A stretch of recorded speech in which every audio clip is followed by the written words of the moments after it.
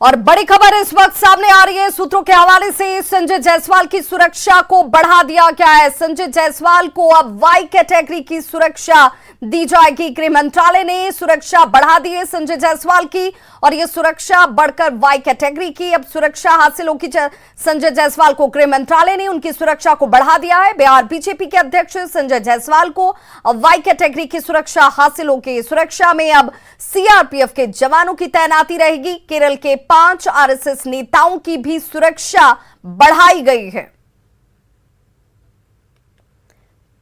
तो सूत्रों के हवाले से यह बड़ी खबर गृह मंत्रालय की तरफ से वाई कैटेगरी की सुरक्षा अब संजय जायसवाल को दी गई है, जिसमें उनकी सुरक्षा को बढ़ाया गया है। एहतियात के तौर पर यह कदम इस वक्त उठाए गए हैं। अब वाई कैटेगरी की सुरक्षा संजय जायसवाल को हासिल। तो गृह मंत्रालय ने उनकी सुरक्षा को बढ़ा दिया और अब वाई कैटेगरी की सुरक्षा मिलने के बाद बिहार बीजेपी के अध्यक्ष संजय जायसवाल की सुरक्षा में सीआरपीएफ के जवान तैनात नजर आएंगे। आपको सुरक्षा के दृष्टिकोण से उन्हें यह सुरक्षा दी गई है। वाई कैटेगरी की सुरक्षा के साथ उन्हें जोड़ा गया और सिर्फ संजय जायसवाल ही नहीं, केरल के 5 आरएसएस नेताओं को भी ये वाई कैटेगरी की सुरक्षा दी गई है। तो ये बड़ी खबर इस वक्त सूत्रों के हवाले से खबर आ रही है, जहां पर गृह मंत्रालय की तरफ से जिन नेताओं की सुरक्षा को बढ़ाया गया है और सुरक्षा बढ़ाते हुए अब इस सुरक्षा को वाई कैटेगरी की सुरक्षा से जोड़ा गया है, जिसमें बिहार बीजेपी के अध्यक्ष संजय जायसवाल भी शामिल हैं। सुरक्षा में तैनात रहेंगे सीआरपीएफ के जवान। अब तो बीजेपी प्रदेश अध्यक्ष संजय जायसवाल को वाई कैटेगरी की सुरक्षा दी गई है। वाई कैटेगरी की सुरक्षा दिए जाने पर आरजेडी और कांग्रेस ने इस पर सवाल खड़े कर दिए हैं। देखिए, आप सबको याद होगा प्रधानमंत्री जी ने एक बार बेहद ही बर्बर और अलोकतांत्रिक अपील की थी जनता से कि आप मुझे चौराहे पर बुला लीजिएगा। अब उन्हीं चौराहों पर भाजपा नेताओं का इंतजार जनता कर रही है और इसी की रिपोर्ट केंद्र सरकार को गई है, गृह विभाग को गई है। तो देश भर में भाजपा नेताओं की सुरक्षा बढ़ाई जा रही है, क्योंकि चौक चौराहों पर जनता भाजपा नेताओं को खोज रही है। देखिए, केंद्र सरकार के द्वारा डबल इंजन सरकार रहते हुए भारतीय जनता पार्टी के 12 नेताओं को वाई प्लस सुरक्षा प्रदान की गई थी और उसको बाद में जब महागठबंधन की सरकार बनी तो वापस ले लिया गया। पुनः प्रदेश अध्यक्ष भारतीय जनता पार्टी संजय जायसवाल जी को सुरक्षा प्रदान की गई है। केंद्र सरकार बताए कि सुरक्षा देने और वापस लेने का आधार क्या रहा है। तो वाई कैटेगरी की सुरक्षा दिए जाने को लेकर कांग्रेस और आरजेडी अब इस पर सवाल खड़े कर रही है। केंद्रीय गृह मंत्री अमित शाह 11 अक्टूबर को छपरा आने वाले हैं। वे सिताब दियारा में लोकनायक जयप्रकाश नारायण की जयंती समारोह पर आयोजित होने वाले कार्यक्रम में शामिल होंगे। अमित शाह अमनौर भी जाएंगे, जहां वे 2 कार्यक्रमों में शामिल होंगे। कार्यक्रम की तैयारियों का जायजा कांग्रेस के गोदी में बैठ करके और राजनीति कर रहे हैं, इससे बड़ा दुर्भाग्य बिहार का कुछ नहीं। खबर गिरिडीह से, जहां पर बेंगाबाद प्रखंड के न्यू रेलवे स्टेशन में खुले आसमान के नीचे सैकड़ों बोरी चावल भीगकर बर्बाद हो गए।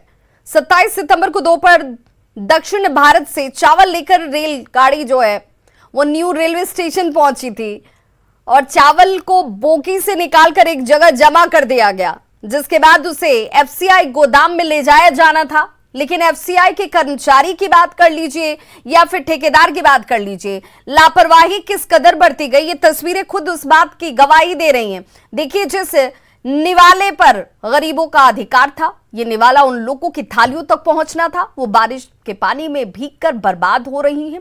ठेकेदारों ने अनाज को समय रहते गोदाम नहीं पहुंचाया। बारिश में भीगकर लगभग 500 क्विंटल से ज्यादा ये चावल है जो बर्बाद हो चुके हैं।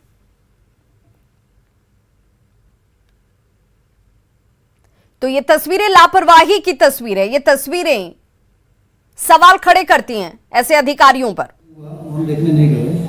हमारे गोदाम में जो माल थोड़ा बहुत बोरा भींगा आता है तो उसको हम बाहर रखवाते हैं, गोदाम के अंदर रखवाते नहीं हैं। और उसको अलग से बोरा खुलवा करके माल को, जो खराब माल होता है ज़्यादा भींग गया हो, उसको हटवा देते हैं, बाकी दूसरे बोरा में। इस वक्त हम मौजूद हैं गिरिडीह जिले के न्यू रेलवे स्टेशन पर। आपको बता दें, यहाँ पर हजारों बोरा अनाज सरकार के द्वारा गिराया गया है। आप ट्रेन की बोगी देख सकते हैं, ट्रेन की बोगी के माध्यम से यहाँ पे अनाज गिराया गया है और अगल बगल की मैं भी तस्वीरें दिखाना चाहूँगा कितने ट्रक खड़े हैं और तमाम ट्रकों में इसी तरह तमाम बोगियों से जो अनाज उतरा है उस अनाज को लोडिंग किया जा रहा है और FCI गोदाम ले जाया जाएगा। वहीं आपको तस्वीरों के माध्यम से मैं दिखाना चाह रहा हूँ कि ये सड़ा हुआ बोरा है, ये सड़ा हुआ अनाज है और आप यहाँ पे देख सकते हैं कि बोरा का पूरा जो अनाज है, जितना भी अनाज आया हुआ है यहाँ पे 35% अनाज सड़ा हुआ अनाज है। तो ऐसी परिस्थिति में आप कल्पना करिए कि ये जो अनाज जो PDS दुकान जाएंगे या तो फिर बच्चों के स्कूल में जाएंगे, वहाँ पे ये अनाज का उपयोग बिल्कुल भी नहीं किया जा सकता है। और लगातार जिस तरह के मामले सामने आते हैं कि अनाज का जो खिचड़ी खाने से स्कूल में इतने की संख्या में बीमार हो गए, उसकी वजह क्या है? वजह यही है कि जो सड़ा हुआ अनाज है उसे जबरन खिलाया जा रहा है। तो आप तस्वीरों में देखिए, एक बार और मैं आपको दिखाना चाह रहा हूँ कि ये जो अनाज है, ये तमाम अनाज सड़े हुए हैं और जितना 35% से अधिक अनाज ये सड़ा हुआ अनाज है, आप देख सकते हैं। और यहाँ से बदबू भी इस अनाज से आ रही है और इसी का कमोबेश तमाम जितने भी बोरा यहाँ पे अनलोडिंग की गई ट्रेन से, इन तमाम बोरों में इसी तरह की बदबू आ रही है और अनाज ये पूर्ण रूप से वेस्ट हो चुका है। बावजूद इसे लोडिंग की जा रही है और FCI गोदाम में इसे अनलोड किया जाएगा और यही अनाज कमोबेश जितने भी प्रखंड में दुकान है, जितने प्रखंड में गोडाउन है, वहाँ पे इसे उतारा जाएगा और यही अनाज को दिया जाएगा PDS दुकान के माध्यम से ग्रामीणों को। और लगातार इस तरह के कई बार खबरें भी छप चुकी है कि किस तरह से अनाज जो है ग्रामीण लेने से मना कर रहे हैं और ग्रामीण शिकायत कर रहे हैं कि उन्हें गंदा अनाज दिया जा रहा है। तो आप कल्पना करिए कि यहाँ पर अनाज इतनी भारी मात्रा में सड़ रहा है। ये वही रेलवे स्टेशन है जहाँ पर आज से कुछ महीने पहले सैकड़ों बोरा अनाज सड़ गया था, जिसके बाद उसे मिट्टी के अंदर दफना दिया गया और आज फिर वही स्थिति यहाँ पे बनी। The visionary leadership of Honorable Prime Minister Shri Narendra Modi is rapidly marching ahead on the path of unprecedented development. Technology has contributed significantly to India's growth story. Digital India has been an enabler in transforming sectors, bringing positive change in the lives of people, providing government services to the last person and empowering the unempowered. India's mighty IT sector is for global good. India's strength lies in developing low-cost, innovative, inclusive and sustainable solutions that further ease of living for people.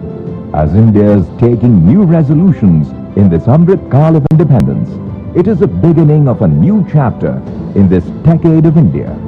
Today, we herald a new era of technology, innovation and growth, led by the vision that strives to create a difference in the lives of every citizen of the country. एक नया विश्व तैयार हो रहा है, भारत उसे आगे बढ़ाने के लिए, और मैं साफ देख रहा हूं दोस्तों, ये डेकेड मानव जांच के लिए डेकेड का समय है, टेक्नोलॉजी का डेकेड है। 5G, a vision of our Honorable Prime Minister Shri Narendra Modi, is a technology mission. The advent of 5G technologies will be a game changer for the economic and social development of the country. This will revolutionize various building blocks of the nation, including education, agriculture, healthcare, manufacturing and logistics, and add strength to the nation's resolve of building a developed India. The India Mobile Congress, a global platform working towards the vision of creating a new digital universe, promises to be the largest congregation of the industry, intelligentsia and the end consumer. Spread over an area of 26,000 square meters, the event will be a host to over 5,000 CXOs from various companies. There would be over 230 exhibitors and over 100 startups would showcase their tech prowess. The multiple parallel conferences would be attended by over 196 global speakers. An estimated 70,000 visitors would attend this 4-day event, making it one of the most prolific events in its genre. The India Mobile Congress 2022, a global platform for a global vision. And now, ladies and gentlemen, a world of unlimited possibilities and opportunities is just about to begin.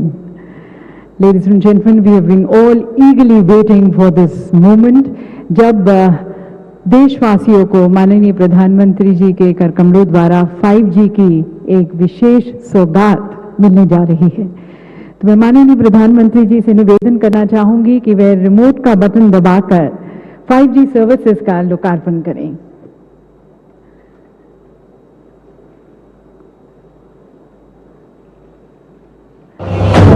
सभी की तालियों के बीच में यहाँ पर स्वागत करते हैं 5G सर्विसेज का। India today, ladies and gentlemen, getting this gift of 5G at the hands of Honorable Prime Minister. And from today onwards, the service providers are going to be rolling out the 5G services in different parts of the country, and we're expecting that by the end of 2024, almost 75% of the citizens of this country are going to be able to avail the 5G services. और अब माननीय प्रधानमंत्री जी के कर कमलों द्वारा 5G services के लोकार्पण के बाद अब देखते हैं कि किस तरह से 5G सर्विसेज के आने के बाद जमीनी स्तर पर काफी परिवर्तन आएगा, बदलाव आएगा। तो 5G की लॉन्चिंग प्रधानमंत्री नरेंद्र मोदी ने कर दी है। तो देश में 8 शहरों में इसकी पहली शुरुआत और हेल्थ से ई कॉमर्स तक सब कुछ कैसे बदल जाएगा, उस युग की तरफ अब हम आगे बढ़ चुके हैं। रियल और वर्चुअल का फर्क इसके साथ ही मिटने जाएगा। पीएम मोदी ने 5G सेवा की लॉन्चिंग कर दी है। देश के 8 शहरों में आज से ये 5G सेवा जो है वो उपलब्ध होगी और 5G युग में भारत की एंट्री हो चुकी है। तो आज से 5G इंटरनेट स्पीड अनलिमिटेड ये सुविधा आपके सामने होगी। कार्यक्रम में मुकेश अंबानी की मौजूदगी है, जिन्होंने सीधे तौर पर कहा कि आने वाले वक्त में इस 5G के जरिए हेल्थ सेक्टर के साथ साथ एजुकेशन सेक्टर में बहुत आमूल चूल परिवर्तन होने जा रहा है, जिसका उपयोग, जिसका इस्तेमाल जो है यूथ, न्यू जनरेशन, वो तमाम लोग कर पाएंगे और एक अभूतपूर्व क्रांतिकारी योगदान इस 5G के साथ भारत में। और अब हालांकि सीधे तौर पर उन्होंने कहा कि थोड़ा हम विलंब से आए इस सेक्टर में, 5G की तरफ हम थोड़ा लेट जरूर हुए, लेकिन हर गांव तक ये सुविधा पहुंच जाएगी, उसका लोग इस्तेमाल करेंगे, उस दिशा में हम सबसे आगे होंगे, सबसे अव्वल होंगे। और इंटरनेट स्पीड 10 गुना इस 5G के साथ बढ़ती हुई आपके सामने वो तमाम सुविधाएं, HD वीडियो कॉलिंग कर लीजिए, कॉल ड्रॉप नहीं होगा, ये वो तमाम सुविधाएं जो हैं वो आपके सामने होंगी। प्रधानमंत्री नरेंद्र मोदी की तरफ से इसे लॉन्च कर दिया गया है, यानी कि अब no buffering, no freezing speed, amazing, ये वो सुविधा आपको मिलेगी। शहर और गांव का फासला कम हो जाएगा। मुकेश अंबानी ने सीधे तौर पर कहा कि कैसे ये 5G जो है वो आपके जीवन में बदलाव लेकर आने वाली है।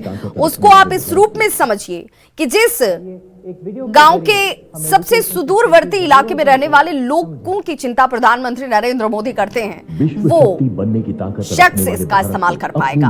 और वो कैसे कर पाएगा, उसके जीवन में क्या बदलाव आएगा, तो उसके जीवन में यह बदलाव आएगा कि प्रधानमंत्री नरेंद्र मोदी ने जैसे ही इस 5G सेवा की लॉन्चिंग कर दी है, उसके साथ ही अब शिक्षा यानी कि एजुकेशन सेक्टर हो, मेडिकल सेक्टर हो, एविएशन सेक्टर हो, बैंकिंग सेक्टर हो, जिसका जिक्र किया जा रहा था, ये वो तमाम सेक्टर्स हैं जहां पर एक बड़ी तब्दीली। दिल्ली में इंडिया मोबाइल कांग्रेस में बोलते हुए मुकेश अंबानी, उन्होंने कहा कि आज का दिन देश के लिए बेहद खास है, ऐतिहासिक है, महत्वपूर्ण है, क्योंकि हम उस दिशा में आगे बढ़ रहे हैं। 5G आने से देश में बदलाव जो है वो अब आपको दिखना शुरू हो जाएगा। 5G से हाई क्वालिटी एजुकेशन आपको हासिल होगी, जिसकी जरूरत आपको है। वक्त आपके पास कम होता है और उस कम वक्त में कैसे आप अपने जीवन में तब्दीली ला पाएंगे, उस दिशा में यह 5G बहुत कारगर साबित होगा। एक छोटा सा अंतराल, फौरन होंगे वापस, कहीं मत जाइए, बने रहिए हमारे साथ।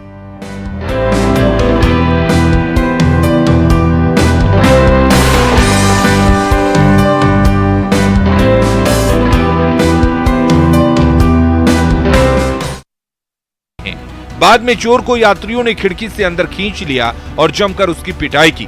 पकड़े गए चोर की पहचान नहीं हो सकी है। हालांकि मामला सामने आने के बाद पुलिस जांच करने की बात कह रही है।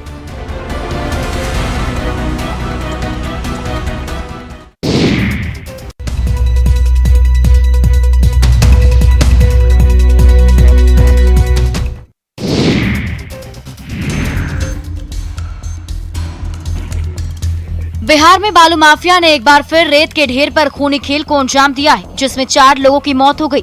पटना में बिहटा के अमनाबाद और कटेसर के बीच बुधवार की रात बालू उठाव को लेकर सिपाही गुट और फौजिया गुट के बीच विवाद का ऐसा बवंडर उठा कि सुबह तक बालू घाट खून की धार से लाल हो गई।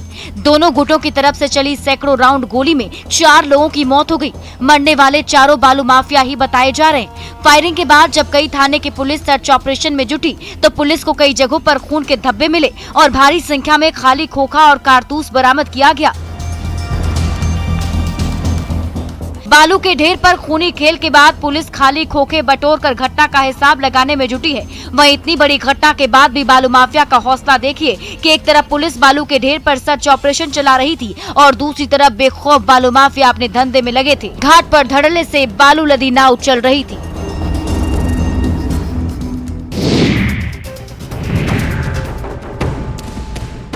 गुमला से शिक्षक द्वारा छात्र की बेरहमी से पीटने की तस्वीर सामने आई है, जहां स्कूल में डांस करने से इनकार करने से शिक्षक इतने नाराज हुए कि 13 छात्रों की डंडे से जमकर पिटाई कर दी। चैनपुर प्रखंड मुख्यालय के संत माइकल इंग्लिश मीडियम स्कूल की एक घटना है। सभी घायल छात्रों का प्राथमिक उपचार चैनपुर CHC में कराया गया। छात्रों का आरोप है कि स्कूल के टीचर विकास उर्फ शील कुजूर ने उन्हें डांस करने का आदेश दिया था, लेकिन जब उन्होंने इससे इनकार किया तो दरवाजा बंद कर उनकी बेरहमी से पिटाई कर दी गयी। इसमें 4 लाठियां टूट गयी। वहीं जब प्रिंसिपल से इसकी शिकायत की गई तो उन्होंने भी कोई कार्रवाई नहीं की। बच्चों की पिटाई से अभिभावक नाराज दिख रहे हैं। वहीं वीडियो ने मामले में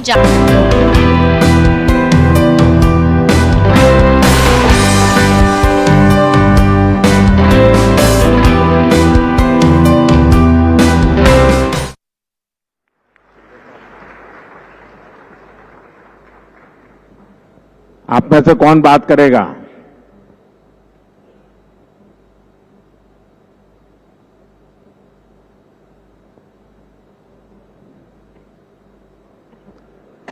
सबने हाथ ऊपर कर दिए। अच्छा बताइए, क्या नाम है बेटे आपका? नमस्ते सर, मेरा नाम जैमिनी ठाकुर है। अच्छा बताइए, ये जो शिक्षक आपके सामने नहीं है और इस प्रकार से पढ़ना है, तो आपको लगता है कि पढ़ सकते हैं? हाँ सर, पढ़ सकते हैं। लेकिन टीचर नहीं है तो फिर क्या करोगे? तो हम इस टेक्नोलॉजी के माध्यम से सीख सकते हैं। थोड़ी देर में खेलने जाने के लिए मन कर जाएगा।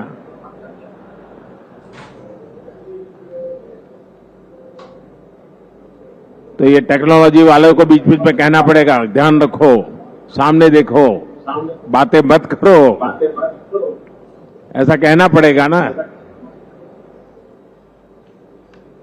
हाँ। शाबाश। अच्छा, आपको कौन सा सब्जेक्ट पसंद है और आप चाहोगी कि इस प्रकार की टेक्नोलॉजी से वो सब्जेक्ट आपको पढ़ने के लिए मिल जाए?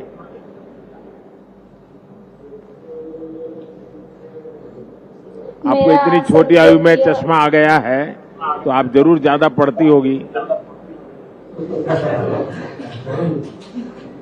सर, मेरा मनपसंद साइंस है। अच्छा, उसको लगता है कि टेक्नोलॉजी से अब मजा आएगा? हाँ। ज्यादा अच्छी तरह से समझ पाओगे? हाँ। अब ये जैसे हार्ट के विषय में अभी पढ़ाया, अगर ऐसा न होता और टीचर ने समझाया होता तो दिमाग में चित्र बनता कि हाँ ये कुछ ऐसा कह रहे हैं टीचर? नहीं बनता। देखिए, ये फर्क है टेक्नोलॉजी का, जिसका फायदा हमारे देश के बच्चों को होने वाला है। चलिए बच्चों, बहुत बहुत शुभकामनाएं आपको। Thank you sir. बहुत बहुत धन्यवाद माननीय प्रधानमंत्री जी। और बच्चे बहुत एक्साइटेड फील कर रहे थे माननीय प्रधानमंत्री जी के साथ बात कर, और हमने देखा कि किस तरह से उनकी भी कितनी आकांक्षाएं हैं, कितने ड्रीम्स हैं। कोई साइंस में इंटरेस्टेड है और उनको भी लगता है कि टेक्नोलॉजी के आने से किस तरह से यूज केस की तरफ, ये यूज केस वोडाफोन आइडिया की तरफ से है, हमारे कंस्ट्रक्शन वर्कर्स की सेफ्टी पर केंद्रित है। देवी सज्जनों, हम सभी जानते हैं कि नए भारत के निर्माण में हमारे कंस्ट्रक्शन वर्कर्स एक बहुत ही महत्वपूर्ण भूमिका निभाते आए हैं, पर साथ साथ उनकी सुरक्षा हमेशा से एक चिंता का विषय भी रहा है। और इसी को एड्रेस करते हुए, मद्देनजर रखते हुए वोडाफोन आइडिया द्वारा डिजिटल ट्विन बनाकर दिल्ली मेट्रो की एक अंडर कंस्ट्रक्शन टनल में वर्कर्स की सेफ्टी कैसे इंश्योर की जा रही है, यह अब डेमोन्स्ट्रेट किया जाएगा। माननीय प्रधानमंत्री जी 5G द्वारा इस टनल का टूर भी कर पाएंगे और साथ साथ वर्कर्स से संवाद भी करेंगे। तो आइए सबसे पहले इसकी तरफ देखते हैं एक फिल्म।